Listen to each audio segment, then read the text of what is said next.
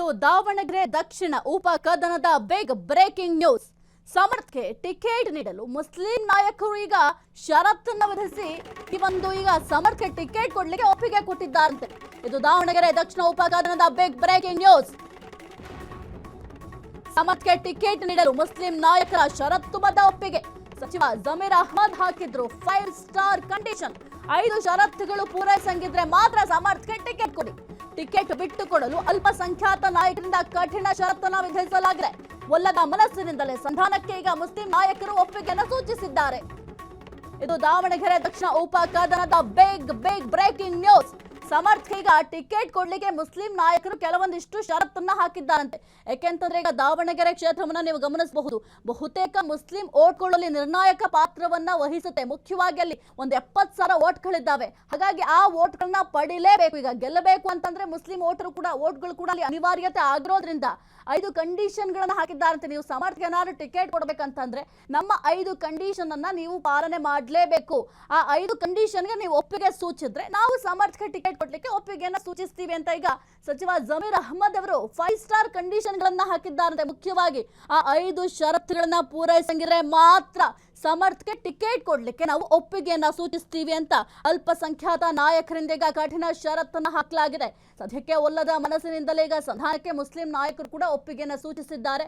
ಆದ್ರೆ ಈಗ ಮುಖ್ಯವಾಗಿ ನೀವು ಗಮನಿಸಬಹುದು, ದಾವಣಗೆರೆ ಕ್ಷೇತ್ರ ಅಂತ ಬಂದ್ರೆ ಶಾಮನೂರು ಶಿವಶಂಕರಪ್ಪ ಅವರು ನಿಧನರಾದ ನಂತರ ಈ ಒಂದು ಬೈ ಎಲೆಕ್ಷನ್ ಅನ್ನ ಮಾಡಲಾಗ್ತದೆ. ಯಾಕೆಂತಂದ್ರೆ ಯಾವುದೇ ಒಂದು ಸ್ಥಾನ ಆಗಿರಬಹುದು, ಆ ಒಂದು ಸ್ಥಾನ ತೆರವಾದಂತಹ 6 ತಿಂಗಳ ಒಳಗಾಗಿ ಅಲ್ಲಿ ಒಂದು ಬೈ ಎಲೆಕ್ಷನ್ ಮಾಡಲೇಬೇಕು. ಆದ್ರೆ ಅವರ ಮೊಮ್ಮಗ ಈಗ ಸಮರ್ಥ್ ನಾಮಿನೇಷನ್ ಫೈಲ್ ಮಾಡಿದ್ದಾರೆ.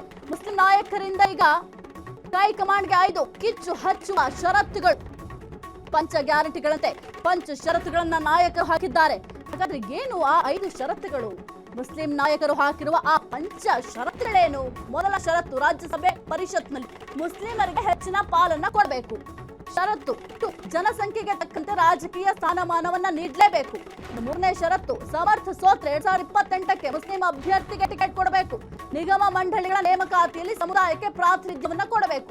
ಇನ್ನು 5ನೇ ಷರತ್ತು, ಸಂಪುಟ ಪುನರ್ರಚನೆಯ ಸಂದರ್ಭದಲ್ಲಿ ಮುಸ್ಲಿಮರಿಗೆ ಹೆಚ್ಚಿನ ಸ್ಥಾನಮಾನವನ್ನ ಕೊಡಬೇಕು. ನೋಡಿ 5 ಷರತ್ತುಗಳು ಯಾವ ರೀತಿ ಇದಾವೆ ಅಂತ. ಈ ಷರತ್ತುಗಳನ್ನ ಕೇಳಿ ಈಗ ಹೈಕಮಾಂಡ್ ಸುಸ್ತು ಹೊಡಿತಾ ಇದೆ. ಹೆಂಗಪ್ಪ ಈ 5 ಷರತ್ತುಗಳನ್ನ ನಾವು ಪೂರೈಸೋದು? ಅಟ್ಲೀಸ್ಟ್ ಈಗ ಸಮರ್ಥ್ ಅವ್ರಿಗೆ ಟಿಕೆಟ್ ಅನ್ನ ಕೊಟ್ಟಾಗಿದೆ, ಏನ್ ಮಾಡ್ಬೇಕು ಈಗ? ವಾಟ್ ನೆಕ್ಸ್ಟ್ ಅನ್ನೋದು ಬರುತ್ತಲ್ಲ.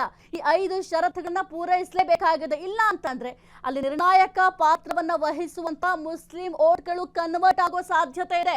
ಇವರಿಗೆ ಬರಬೇಕಾದಂತಹ ಓಟ್ಗಳು ಬೇರೆ ಪಕ್ಷಕ್ಕೆ ಹೋಗುತ್ತೆ. ಹಾಗೆ ಏನು ಮಾಡಬೇಕು? ಬಹಳ ಲೆಕ್ಕಾಚಾರವನ್ನ ಈಗ ಹೈಕಮಾಂಡ್ ಅವರು ಕೂಡ ಹಾಕ್ತಾ ಇದ್ದಾರೆ. ಹಾಗಾಗಿ ಮುಸ್ಲಿಂ ನಾಯಕರಿಂದ ಹೈಕಮಾಂಡ್ಗೆ 5 ಈಗ ಷರತ್ತುಗಳನ್ನು ಕೂಡ ನಾವು ಗಮನಿಸಬಹುದು. ಏನೆಲ್ಲ ಷರತ್ತುಗಳನ್ನು ಹಾಕಿದ್ದಾರೆ ಅಂತ. ಪಂಚ ಗ್ಯಾರಂಟಿಗಳೀಗ ಯಾವ ರೀತಿ ಸಕ್ಸಸ್ ಆಗ್ತಾ ಇದೆ, ಜೊತೆಗೆ ಪಂಚ ಗ್ಯಾರಂಟಿಗಳನ್ನ ಸರ್ಕಾರ ಜನರಿಗೆ ಕೊಟ್ಟು ಅಧಿಕಾರಕ್ಕೆ ಬಂದಿದೆ. ಅದೇ ರೀತಿಯಲ್ಲಿ ಈಗ ಪಂಚ ಷರತ್ತುಗಳನ್ನ ಹಾಕಿದ್ದಾರೆ, ಪಂಚ ಕಂಡೀಷನ್ಗಳನ್ನ ಹಾಕಿದ್ದಾರೆ. ಮೊದಲನೇ ಷರತ್ ಏನಂತಂದ್ರೆ ರಾಜ್ಯಸಭೆ ಮತ್ತೆ ಪರಿಷತ್ನಲ್ಲಿ ಮುಸ್ಲಿಮರಿಗೆ ಹೆಚ್ಚಿನ ಪಾಲನ ಕೊಡಬೇಕು, ಅಂದ್ರೆ ಹೆಚ್ಚಿನ ಸ್ಥಾನಮಾನಗಳನ್ನ ಒದಗಿಸ್ಕೊಡ್ಬೇಕು, ಹೆಚ್ಚಿನ ಆದ್ಯತೆಯನ್ನ ಕೊಡಬೇಕು ಮುಸ್ಲಿಮರಿಗೆ ಅನ್ನೋದು ಮೊದಲನೇ ಷರತ್. ಆದ್ರೆ ಇನ್ನು 2ನೇ ಷರತ್ತು, ಜನಸಂಖ್ಯೆಗೆ ತಕ್ಕಂತೆ ರಾಜಕೀಯ ಸ್ಥಾನವನ್ನ ಒಟ್ಟಿನಲ್ಲಿ ಮುಸ್ಲಿಮರಿಗೆ ನೀಡಲೇಬೇಕು ಅಂತ ಷರತ್ತನ್ನ ಹಾಕಿದ್ದಾರೆ. ಒಂದು ವೇಳೆ ಈಗ ಸಮರ್ಥ್ ಏನಾದ್ರು ಸೋತೆ ಏನು ಮಾಡಬೇಕು?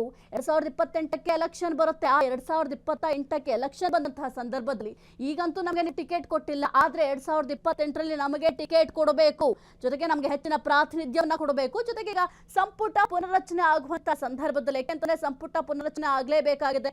ಡಿಸೆಂಬರ್ನಲ್ಲಿ ಸಂಪುಟ ಪುನರ್ರಚನೆ ಆಗುತ್ತೆ ಅಂತ ಕೂಡ ಹೇಳಲಾಯ್ತು. ಆದ್ರೆ ಡಿಸೆಂಬರ್ನಲ್ಲಿ ಸಚಿವ ಸಂಪುಟ ಪುನರ್ರಚನೆ ಮಾಡಲಿಕ್ಕೆ ಸಾಧ್ಯ ಆಗ್ಲಿಲ್ಲ. ಹಾಗಾಗಿ ಈಗ ಒಂದು ವೇಳೆ ಏನಾದ್ರೂ ಸಚಿವ ಸಂಪುಟ ಪುನರ್ರಚನೆ ಆಗುತ್ತೆ ಅಂತಂದ್ರೆ ಆ ಒಂದು ಸಚಿವ ಸಂಪುಟ ಪುನರ್ರಚನೆಯಲ್ಲಿ ನಮಗೆ ಹೆಚ್ಚಿನ ಆದ್ಯತೆಯನ್ನ ಕೊಡಬೇಕು ಅಂತ ಈ 5 ಕಂಡೀಷನ್ಗಳನ್ನ ಹಾಕಲಾಗಿದೆ. ಕ್ಷಣ ಕ್ಷಣದ ಸುದ್ದಿಗಳಿಗಾಗಿ ಫ್ರೀಡಂ ಟಿವಿ ಸಬ್ಸ್ಕ್ರೈಬ್ ಮಾಡಿ, ಲೈಕ್ ಮಾಡಿ ಹಾಗೂ ಫಾಲೋ ಮಾಡಿ. ಹೊಸ ಸುದ್ದಿಗಳ ನೋಟಿಫಿಕೇಶನ್ಗಾಗಿ ಬೆಲ್ ಐಕಾನ್ ಮೇಲೆ ಕ್ಲಿಕ್ ಮಾಡಿ.